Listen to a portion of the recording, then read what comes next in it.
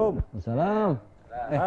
Tok, apa kabar, Tok? Baik, Tat. Alhamdulillah, Mang. Ya, mana? Ini lagi ngapain nih di sini? Lagi ngomong-ngomong aja, enak nih, dingin-dingin. Maghriban ya? Makan apa namanya, mie soto. Waduh, mie rebus soto. Iya.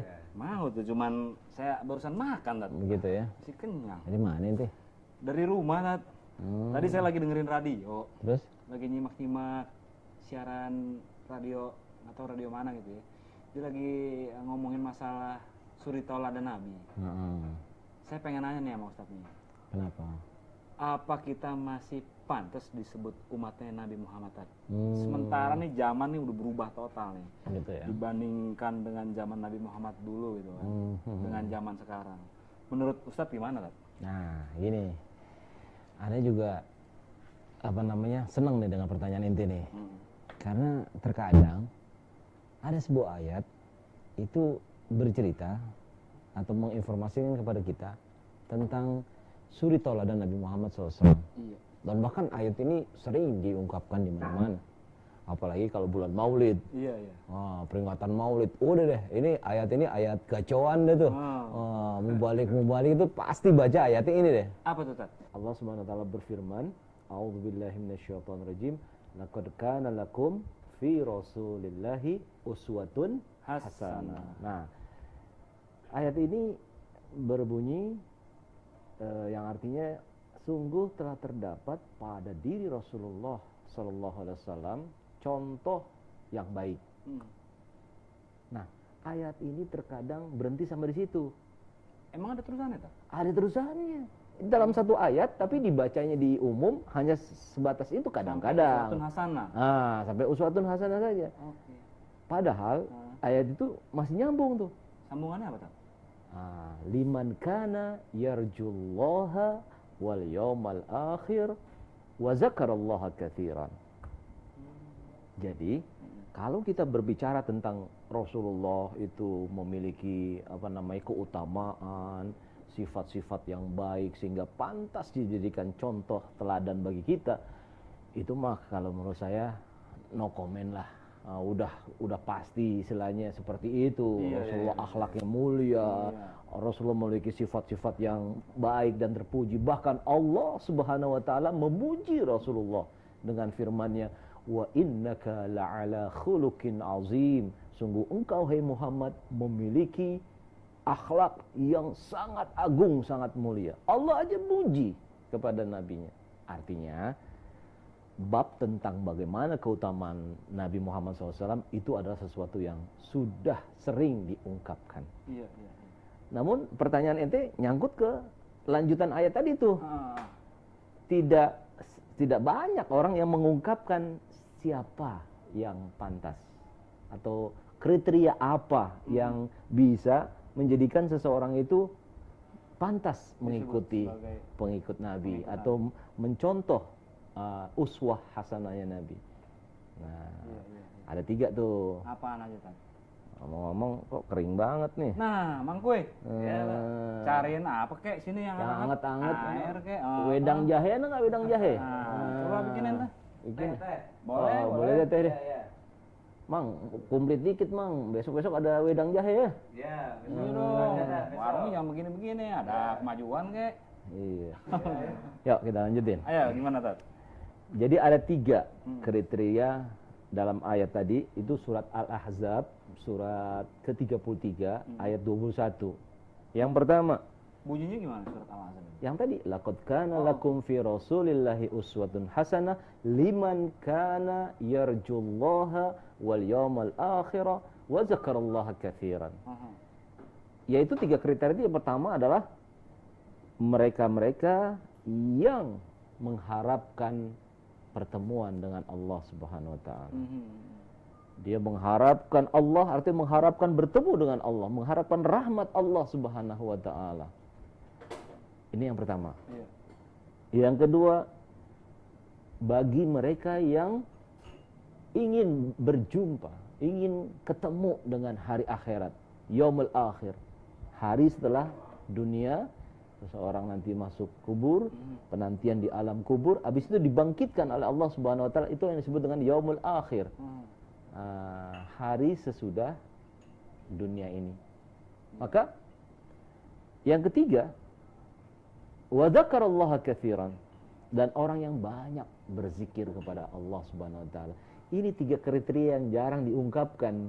Yang ini merupakan ciri-ciri daripada pengikut Nabi Muhammad SAW yang dapat mencontoh uswah hasanahnya Nabi Muhammad SAW.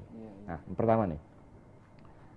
Yang pertama adalah liman kana yarjullah, orang-orang yang mengharapkan Allah, mengharapkan nanti dia akan bertemu dengan Allah Subhanahu wa taala. Ente pengen enggak ketemu sama Allah? Pengen, Tat. Pengen balik sama penciptanya, kan? Kan ada inna lillahi wa inna ilaihi rajiun. Sesungguhnya kita berasal dari Allah dan akan kembali kepada Allah. Mau tidak mau manusia itu akan kembali kepada Allah Subhanahu wa taala. Belum kembali aja kepada Allah, kita udah rasakan bagaimana kedekatan kita kepada Allah. Kita rasakan bagaimana enaknya, nikmatnya dekat sama Allah Subhanahu wa taala. Apalagi kalau ketemu sama pencipta. Subhanallah. Apalagi kalau ketemu dengan Allah Subhanahu wa taala. Ngomong kemarin ente kan umroh ya? Iya. Ente umroh di sana udah ngelihat enggak belum Ka'bah? Subhanallah. Lihat kan Ka'bah? Takjub, Tat. Itu baru rumahnya. Kebesaran Allah tuh ya. Itu baru rumahnya Allah. Iya. Kan kata Allah, "Falyabudu rabb hadzal bait." Maka beribadahlah kepada Allah yang memiliki rumah tadi, yaitu Ka'bah. Ente baru lihat rumahnya aja udah takjub kan? Benar. Takjub begitu. Iya. Oh. Plesetan bahasa Jepang ya, takjub itu apa? Apa? Takashima. Takashima. Nah, jadi ente Takashima kan? Benar. Melihat, waduh. Takashima. Iya, itu ya, Takashima, Pak. Iya. Nah, ini plesetan bahasa Jepangnya Bahasa Takashima. Jepang. Makasih, Mangkus. Ya. Gulanya dikit kan nih? Ya, Iya. Terus, Tat? Nah, baru lihat rumahnya aja udah terkesima seperti itu. Apalagi melihat yang menciptakan itu. Bahkan penduduk surga itu ketika dia sudah menikmati apa yang ada dalam surga dengan segala penuh kenikmatan yang ada di dalamnya, masih belum puas. Masih belum puas toh. Kenapa belum puas? Karena belum ketemu dengan Allah Subhanahu wa taala. Nah, pengen tahu syaratnya ketemu sama Allah? Pengen, Tat. Wah, minum dulu. Iya. Ayo, Tat. Aduh, emang Mangkus emang jago nih bikinnya nih.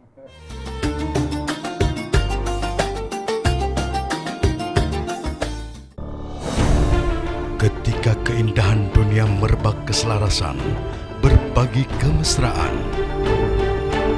Ketika sejuta tangan merangkai kebahagiaan dalam kehidupan yang harmoni.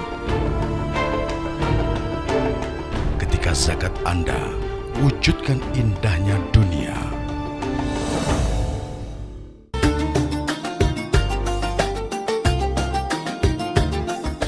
Ya, syarat ketemu dengan Allah itu terdapat di dalam surat Al-Kahfi ayat 110. Al-Kahfi 110. Allah Subhanahu wa taala berfirman, "A'udzubillahi minasyaitonirrajim.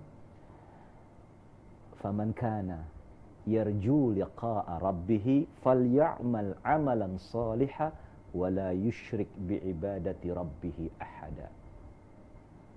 Siapa-siapa yang ingin berjumpa dengan Allah Subhanahu wa taala nanti di akhirat, syaratnya ada 2. Yang pertama, maka hendaklah dia beramal soleh.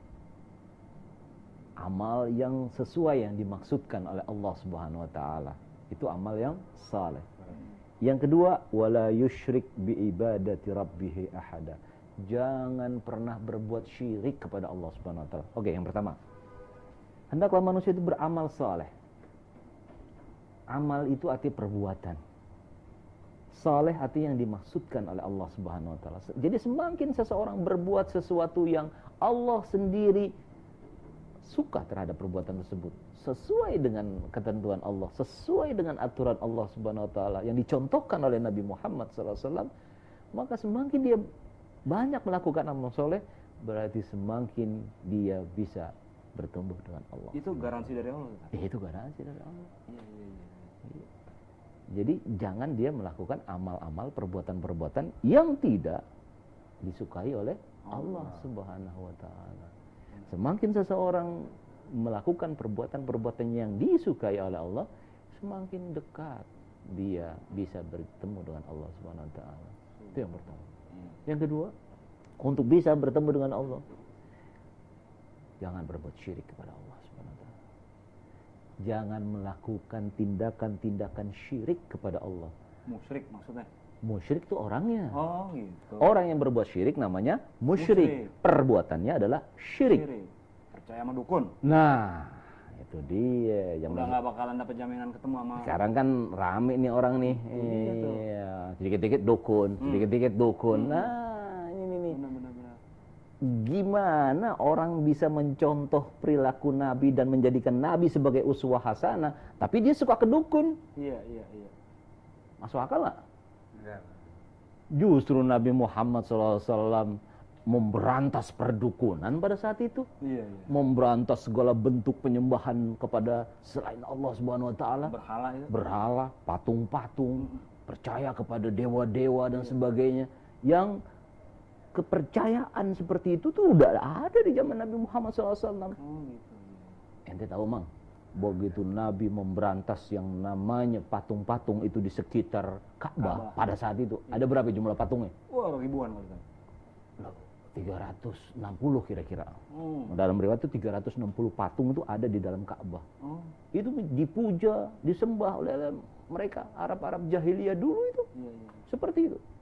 Itu diberantas oleh Nabi. Nah, orang zaman sekarang udah ada contoh dari Nabi. Dan Nabi itu melarang seseorang untuk datang kepada dukun, ya. Justru orang sekarang dikit-dikit lari ke mbah, lari ke eyang. Benar. Percaya tuh sama dukun. Itu nggak pantas disebut pengikut Nabi ya? Nggak pantas disebut pengikut Nabi. Ada 2 hadis yang melarang tentang itu, atau bukan melarang, maksudnya mengisyaratkan bahwa pertama, siapa yang datang kepada dukun, maka sholatnya 40 hari nggak diterima. Bayangin. Iya. Percuma sholat ya. Nah, coba kalau dalam waktu 40 hari ini dia meninggal. Innalillahi. Amal yang pertama dihisap, dihitung oleh Allah di hari kiamat apa? Sholat. Begitu dilihat sholatnya, ya ini orang baru pulang dari dukun nih. Iya benar. Siapa yang sholatnya bagus, maka semua amal itu indikasinya dia baik. Kalau sholatnya aja dilihat nggak benar, nggak bagus, itu indikasi yang lain juga nggak bagus. Iya. Ini baru cuma datang doang. Yang kedua, siapa yang datang ke dukun terus mempercayai apa yang dikatakan oleh dukun itu, sungguh dia telah kafir. Kenapa? Dia udah nggak percaya lagi sama Allah. Iya. Percayanya sama orang dukunan. Nah, padahal kita minta sesuatu kepada siapa? Allah. Kita minta rezeki kepada siapa? Allah. Ini enggak. Allah diganti dengan sesuatu. Nah, lain kali kita bahas tuh orang yang begitu tuh disebut apa itu? Boleh. Benar. Seperti itu tuh. Ini yang pertama nih. Ya. Orang ya yang disebut sebagai pengikut Nabi yang bisa mencontoh Nabi Muhammad SAW adalah mereka-mereka yang mengharapkan bisa bertemu dengan Allah. Yang kedua, mereka-mereka yang disebut sebagai pengikut Nabi yang bisa mencontoh Nabi adalah mereka-mereka yang ingin berjumpa dengan hari akhirat.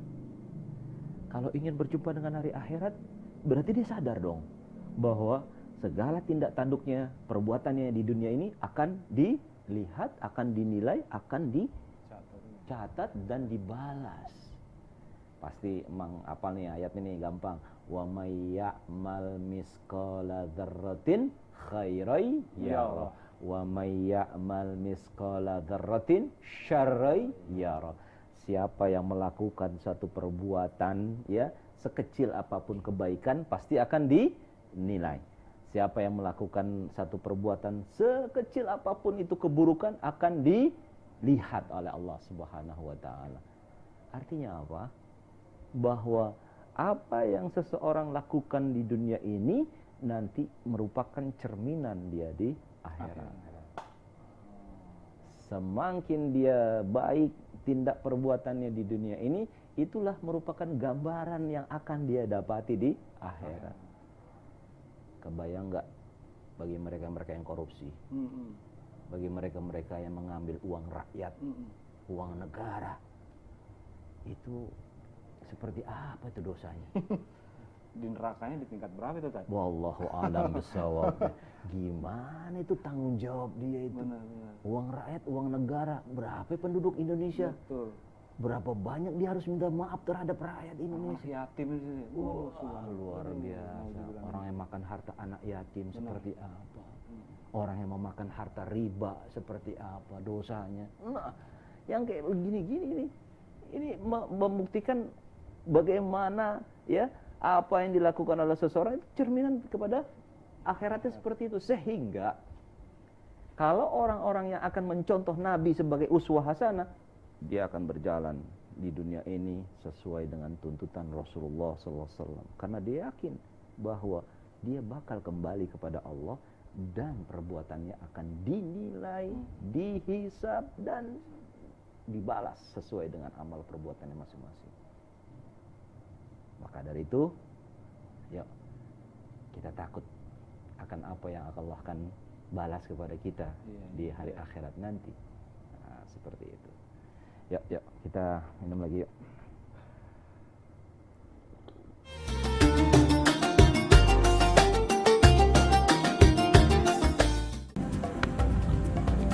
Semangat kemenangan harus berasal dari sportivitas yang datang dari hati. Saya Bawang Pamungkas, saya zakat di Dompet Duafa. Keluarga adalah sumber inspirasi saya. Kehangatannya datang dari hati. Saya Inneke Koesherawati, saya zakat di Dompet Duafa. Berbagi memudahkan rezeki, karena datang dari hati. Saya Ipo Santosa, zakat di Dompet Duafa. Dompet Duafa.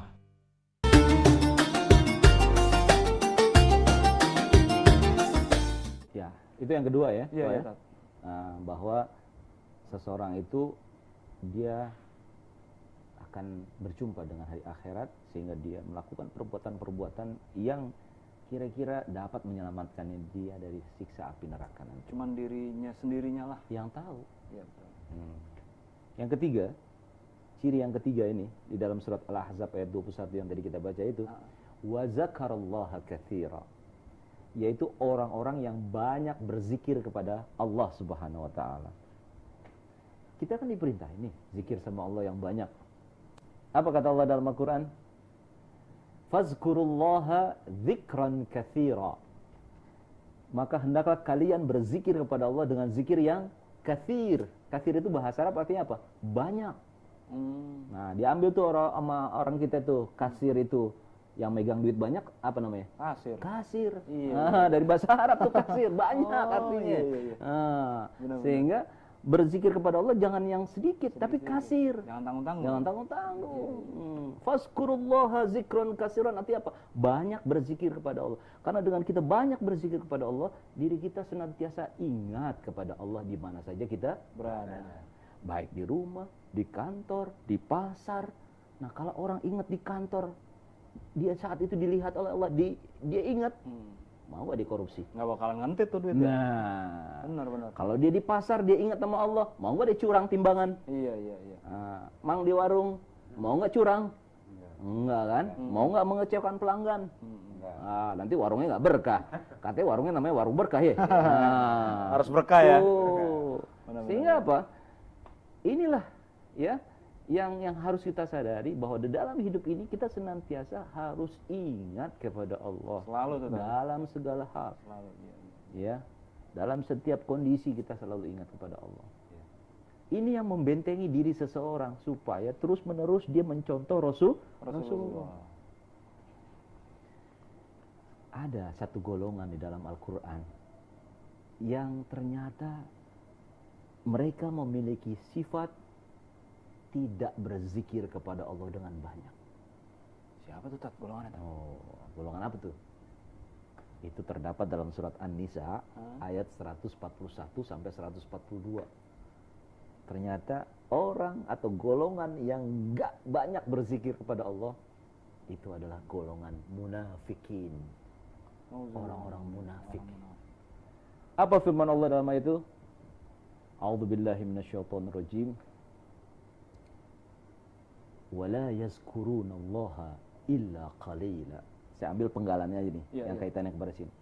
bahwa orang munafik itu mereka tidaklah berzikir kepada Allah kecuali zikir yang sedikit. Jadi qalila ini kebalikan daripada kasiro. Kasir banyak, qalil sedikit. Tuh. Orang mau disuruh kita berzikir yang banyak kepada Allah, kalau munafik Malah sedikit. mana sedikit. Seharusnya kita kan habis sholat Allahumma antas salam wa minkas salam. Kalau munafik enggak, Allahumma lantas jalan. Subhanallah. Iya benar-benar. Itu. Kenapa? Orang munafik itu, ciri-ciri daripada munafik, mereka itu kalau dekat dengan Rasulullah, dekat dengan para sahabat, ngakunya orang beriman. Ngakunya orang beriman. Tapi kalau mereka jauh dari sahabat, jauh dari Nabi Muhammad SAW, kumpul lagi dengan antek-antek mereka. Antek-antek mereka itu golongan Yahudi pada saat itu. Apa mereka bilang? Kami hanya pura-pura aja. Subhanallah. Kami cuma ya pura-pura Islam aja. Padahal sih sebenarnya kami masih tetap menyembah berhala. Tuh, bayangin. Kalau di zaman sekarang banyak juga tuh orang istilahnya bermuka dua ya. Bermuka dua. Iya. Bermuka dua. Kapan-kapan kita bahas tuh ciri-ciri orang munafik. Bagaimana tuh? Ciri-ciri orang munafik seperti apa? Nanti kita bahas tuh. Wah, banyak dalam Al-Quran itu mengungkap tentang sifat-sifat orang munafik. Nah, baru satu ini kita bahas, yaitu apa? Orang-orang munafik itu tidak berzikir kepada Allah kecuali sedikit. Karena apa? Yang dia ingat adalah dunia. Duniawinya ya. Yang diingat bagaimana popularitas. Itu ada seorang gembong munafik di zaman Rasulullah SAW. Gembongnya tuh? Gembongnya. Siapa tak? Namanya Abdullah Ubay bin Salul. Ya. Nah, ini nih gembong munafik ini kalau pengen sholat, pengennya dekat dengan Rasulullah. Tuh, orang munafik tuh begitu.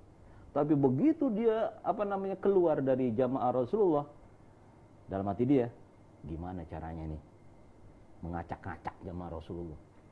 Gimana memporak-porandakan jamaah Rasulullah SAW? Nah, gara-gara dia ini, ya akhirnya 1000 pasukan Rasulullah bersama para sahabat ini ke medan Uhud. Di perjalanan ditarik mundur 300 sahabat, ditarik mundur gara-gara ulah orang-orang munafik. Ubay itu. Dia propaganda.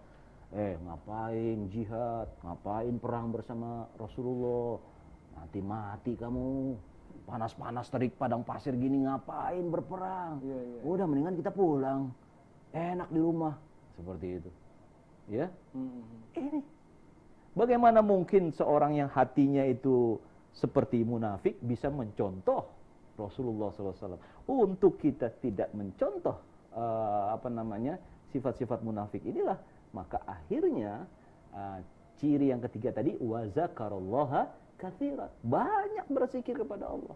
Orang munafik itu nggak mungkin berzikir yang banyak kepada Rasulullah SAW.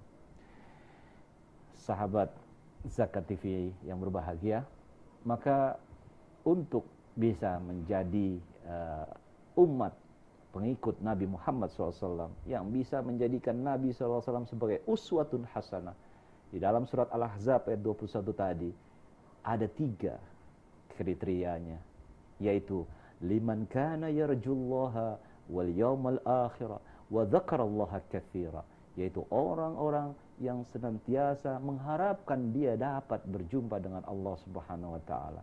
Untuk dapat bisa berjumpa dengan Allah, surat Al-Kahfi ayat 110 mengatakan bahwasanya hendaklah dia beramal yang soleh. Jadi semakin banyak orang melakukan amal soleh, semakin memungkinkan dia dapat bertemu dengan Allah nanti di hari kiamat, di hari yang kemudian. Yang kedua, bahwasanya syarat untuk bisa bertemu dengan Allah, wala yusyrik bi ibadati rabbih ahada. Jangan dia berbuat syirik kepada Allah Subhanahu wa taala. Poin yang kedua untuk bisa menjadikan kita sebagai pengikut Rasulullah SAW adalah mereka-mereka yang mengharapkan bisa berjumpa dengan hari akhirat. Untuk dapat menjadikan kita bisa ketemu, bisa berjumpa dengan hari akhirat, maka hendaklah dia memperbanyak amal-amal kebajikan. Dia takut akan balasan-balasan Allah Subhanahu wa taala yang akan menimpa kepada dirinya. Poin yang ketiga adalah dia banyak berzikir kepada Allah. Karena dengan banyak berzikir kepada Allah, dirinya terjaga dari segala sifat-sifat kemunafikan. Karena sifat daripada munafik adalah wala yazkurunallaha illa qalila. Tidaklah orang munafik itu berzikir kepada Allah kecuali sedikit saja. Justru kita orang-orang mukmin diperintahkan oleh Allah Subhanahu wa taala, fazkurullaha dzikran katsira. Maka banyaklah ingat kepada Allah Subhanahu wa taala. Karena semakin seseorang banyak mengingat kepada Allah, semakin dapat memungkinkan dirinya bisa mencontoh Rasulullah sallallahu alaihi wasallam. Sebagai contoh, Rasulullah saja di dalam hidupnya orang yang termasuk daripada maksum, terpelihara daripada dosa, itu setiap hari beristighfar, berzikir, minta ampun kepada Allah Subhanahu wa taala 75 kali. Dalam riwayat ada yang mengatakan 100 kali. Itu Rasulullah. Bagaimana dengan kita? Maka banyaklah berzikir kepada Allah yang membentengi diri kita daripada sifat-sifat kemunafikan. Wabillahi taufiq wal hidayah. Assalamualaikum warahmatullahi wabarakatuh. Tat, udah ajan Isya nih. Kita jamaah yuk. Boleh. Yuk. Mang, nyusul ntar Mang ya. Ya.